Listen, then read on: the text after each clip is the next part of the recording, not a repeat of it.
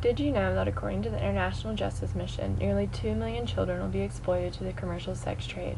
1 in 5 women will be a victim of rape or attempted rape in her lifetime, and nearly 30 million people are held as modern-day slaves. Just reading those numbers almost makes me speechless, but speechless is the last thing our generation needs to be. We must be a voice for those who do not have the power to speak for themselves. We must break down the doors of violence and rescue the lost, bringing justice to those who have done all of this wrong. Like IJM, we must not be afraid to stand up for something bigger than ourselves. Today I'll be talking about the 3 main phases that IJM instills in order to reach their goal of preventing violence from happening in the first place through the justice system transformation. The first phase is the collaborative casework phase. During the collaborative casework phase, IJM partners with local authorities to carry out rescue missions, bring criminals to justice, and help survivors recover and transition back to everyday life.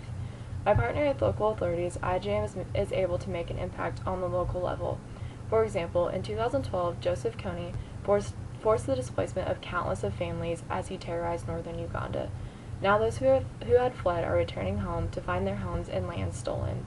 IJM is partnering with local authorities to return the homes back to their owners and bring justice to those who had stolen from the women and children who had previously fled. IJM also provides hands-on mentoring and training to strengthen the justice system and prepare local justice professionals to fight for their country.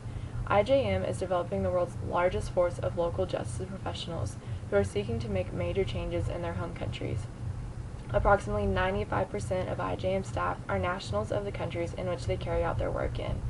With the training and partnering with local authorities underway, Phase 2 focuses on collaborative projects that's purposes are to dramatically improve the justice system's response to crime.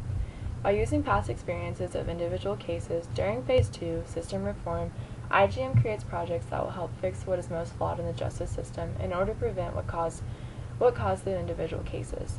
By the end of Phase 2, IJM strives to improve the justice system's ability to protect its vulnerable people and see a significant decline in the specific crime that was being targeted. For example, in 2012, IJM began work to protect Hill tribe children in Thailand from sexual assault by taking abusers to court, providing safe after-school child care, and transforming communities in order to prevent sexual assault from even occurring in the first place. With major changes being seen through Phase 2, Phase 3 deals with following up on cases in communities and making sure that people are safe and local governments are doing whatever it takes to protect their people. During Phase 3 of system reform, IJM monitors results from previous projects and provides continuous support to local governments and communities.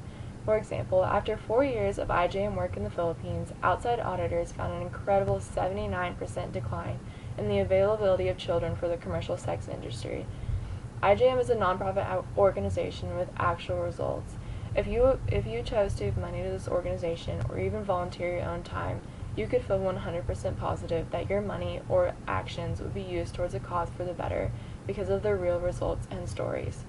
After the work in the Philippines and the incredible results that came after, IJM was asked to return and launch a full anti-trafficking field office in order to bring more results to this country.